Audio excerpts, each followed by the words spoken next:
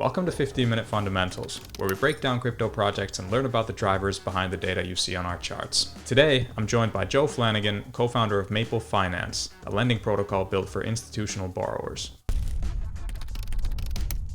Hey Joe, welcome back. You were brave enough to be the first guest on the show, and now you're back for more. Thanks, mate. Yeah, great to be back. Yeah, I've been looking forward to this because last time we spoke, you ended the session with a bit of a teaser about exciting upcoming updates to your tokenomics, potential new borrow verticals, going multi-chain, etc. So looking forward to touching on everything you've shipped during the last few months, which have been pretty busy, and then what the focus for the rest of your year and onwards will be. Yeah, absolutely. As there's been so much going on, do you just want to quickly start by summarizing maybe the main updates of the last 3-4 months? Yeah. So lots happening in the last 3-4 months, and especially in the last 6 weeks or so. Big things from a product perspective is that we shipped xMPL, which is the teaser that you were referring to. And so what that's enabled is for participants that are owning MPL to be able to participate in the protocol more actively, where they can take a more active position where they're staking their MPL and receiving xMPL in return, and able to receive or participate in treasury revenues. Then more broadly, in terms of the context of the market, there's been obviously lots happening in the pools, and we can probably delve into some of the details there later on. Awesome. I mean, let's start with revenues, as they've become even more interesting, especially for holders via the launch of xMPL. Now, looking at your total revenue development on the key metrics chart here, the market's nosedive isn't really that visible. Now, this is mainly made up of interest payments flowing to lenders as we're looking at the total revenue. And if we look at the revenue share chart below, we can see that your protocol revenues, so new loan originations, have slowed down and almost paused completely, actually. So could you walk us through the drivers behind the recent developments with your revenues? Yeah, sure. So, the big thing is for lenders in the pool is that borrowers that are consistently across the board market makers and high frequency traders in the space are repaying their interest on a monthly basis. So every 30 days they're coming to the protocol, making one of their interest payments, and that's what is a consistent flow of funds into the pool for the lenders. From a protocol perspective, we make revenue when we issue loans, and so there has definitely been a pullback in lending appetite. And we've seen across the space, big liquidity rush where everyone wants to run to the exits and move into cash. And that's existed on Maple no differently to everywhere else. And so the big thing there is that we're facilitating the withdrawals as best as we can. And it's not really up to us, right? The smart contracts operate as they will. And the protocol design has held up really well throughout this turmoil. Where participants who want to withdraw are getting lined up through the cooldown process, but throughout this whole process, they're still earning all of their MPL rewards and they're still making all of the returns on their interest repayments. And so, from a protocol perspective, we're really focused now that we've kind of gone through this turmoil and things are slowing down a little bit or stabilizing more, is that we want to get back to issuing loans. We think there's a lot of appetite in the borrower market with some of the strongest borrowers in the space. And so we really want to get back to lending to them when these rates are attractive and when this opportunity exists, given that there's been broader pullback. Yeah, these pullbacks have quite an effect on your protocol revenue as you only take a share of loan establishment fees and not withdrawals, etc., right? That's right. The only revenue for the protocol currently is, or the majority of the revenue, a strong majority, is through establishment fees. So when a loan gets issued is when we make revenue. And one of the big updates which we just released last weekend, was released on chain a little bit maybe a month ago, but we moved from it being that it's a upfront establishment fee, being like at the origination point is when we make all the revenue, to each interest repayment being a portion of the establishment fee. And so we've shipped that now. So we're going to move from, if you think about it, when a SaaS company moves from being an upfront establishment fee to being a subscription as a service. And so that's what we think of ourselves longer term, is being a platform fee where borrowers and then longer term other participants are paying to participate on the platform and leverage all of the exposure and other benefits that the platform's providing. Yeah, okay. That sounds great, especially from a borrower's perspective. I think it's always good to kind of split that establishment fee. And good for Maple as well, as we'll probably see cash flows to the protocol even out a bit instead of having it be a bit jumpy as the case has been up until now. Now, on the distribution of this dark blue bar, so the protocol revenue, you launched xMPL staking, so you have the system in place to distribute this to your token holders and provide value that way. Could you walk us through how that works in practice? Yeah, so xMPL was launched probably a bit over a month ago, and we saw huge adoption initially. Like the team did an amazing job. We had an internal target of getting to 40% within 2 months, and I think we hit 40% within like 8 days. And so it was an amazing effort by the team, and where MPL holders are actively participating in the protocol. And so they're able to stake their MPL, receive xMPL in return, and as part of that, they get to share in the revenues of the protocol, but they also get to more actively participate in governance. And just we think that we can then therefore leverage that active participation into many more benefits longer term. And so the way that it works fundamentally is that there's 50%, or what we've proposed is that 50% of the revenues that the protocol generates will be distributed to xMPL holders. And we bootstrap that initially with what we've said is 30,000 NPL will be distributed to the initial participants. And so we've already distributed 20,000 of that, and there's 10 more thousand to come. But the big difference on other similar models is that it's not a pump and dump type of scheme. So the MPL gets distributed for xMPL holders to earn, and it gets streamlined block by block over a period of time. And so it's incentivizing long-term participation and for people that hold MPL to be long-term thinkers on the benefits of the protocol. Got it. And how does the distribution of the revenue work? Yeah, so the pools themselves are in USDC and WETH currently. So all of our revenues are USDC and WETH. And so what we will do on a monthly basis is we will buy back MPL and then distribute it into the xMPL contract.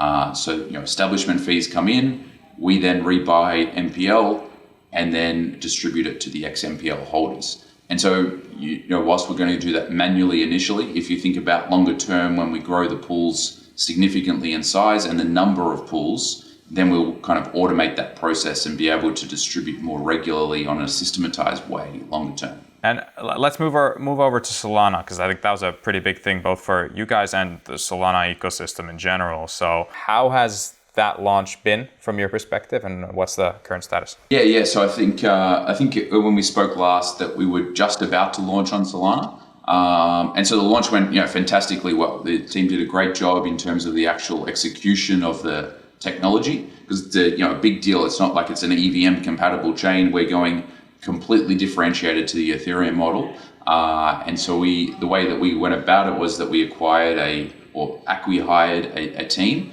that we're trying to build something similar on Solana, and then went about launching it. And so we were able to short circuit what we thought would have been a 9-month process in order to launch on Solana into a 3-month process.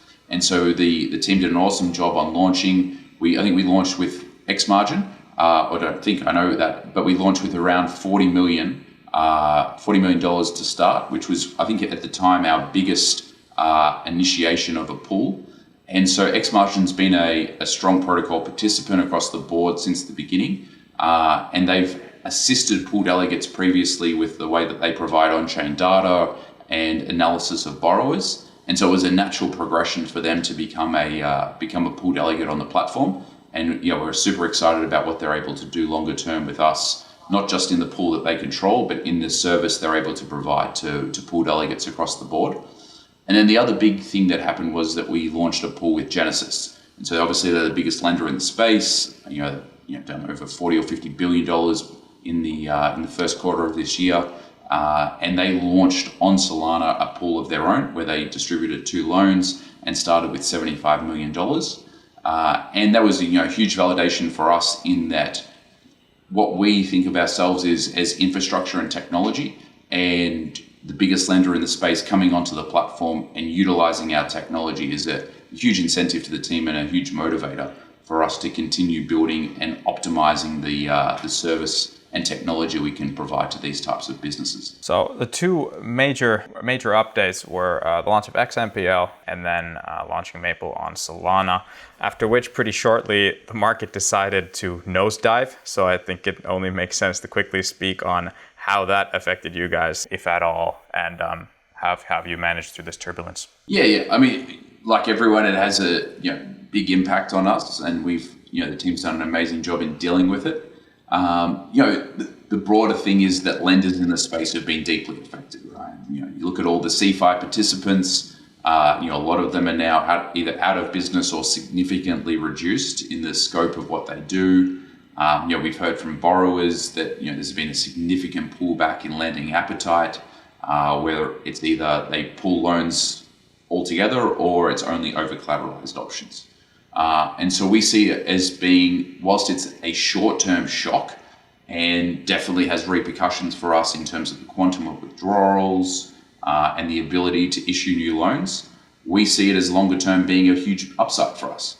Is that, one, it's going to eradicate people who aren't serious about building longer-term businesses, but also longer-term, it's going to show what the recent events have shown is the benefits of on-chain lending. DeFi more broadly, but on-chain lending where you have complete transparency on everything that your capital is being lent to.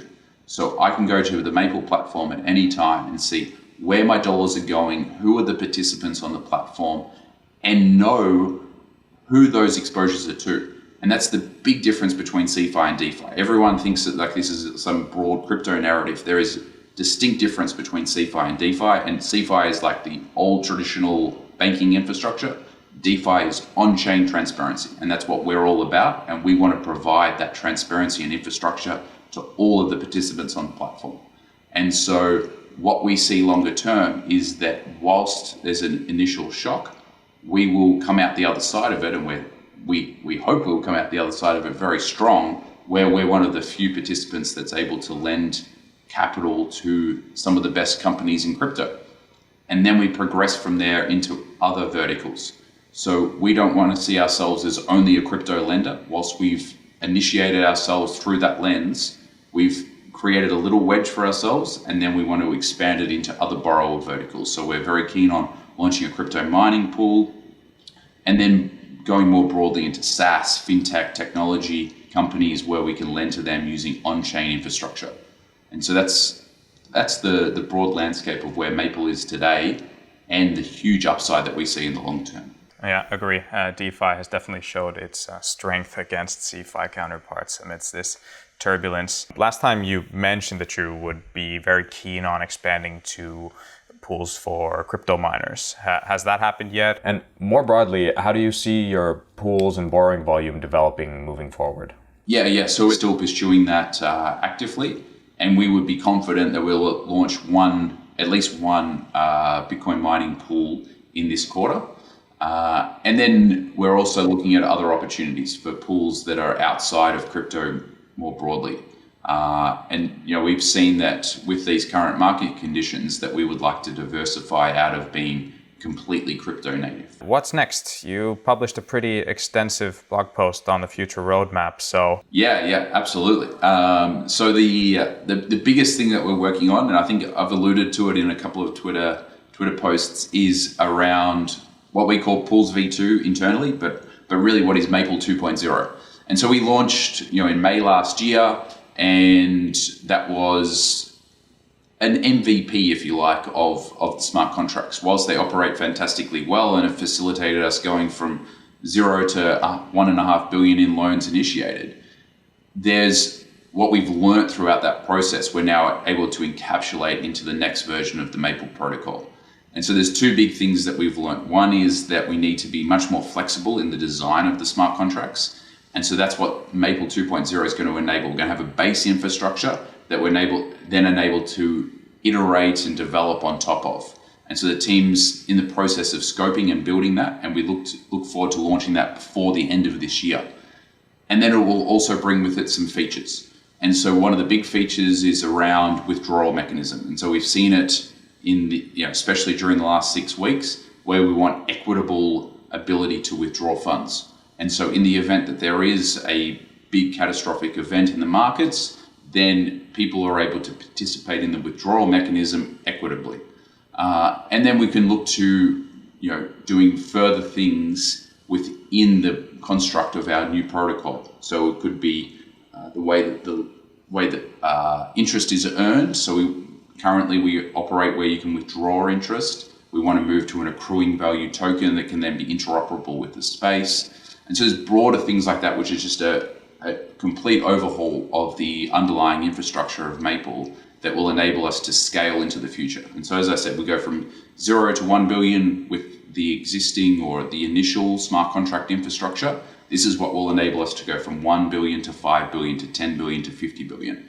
And so we see it as being the infrastructure that will enable the scalability of Maple longer term. Sounds really great. Was there anything else that you would have wanted to share that viewers, investors, holders should look out for? No, I think that's been a great overview. And as I alluded to throughout the podcast, maybe from a personal nature, I'm obviously always bullish and I'm biased on Maple, but I'm more bullish now post this crisis on Maple longer term than I was before the start of the crisis. And I think that's hugely validating to me personally and hopefully to the team and all the participants on the protocol. It's a great note to end on. All viewers should head over to the Maple dashboard and conduct their own analysis.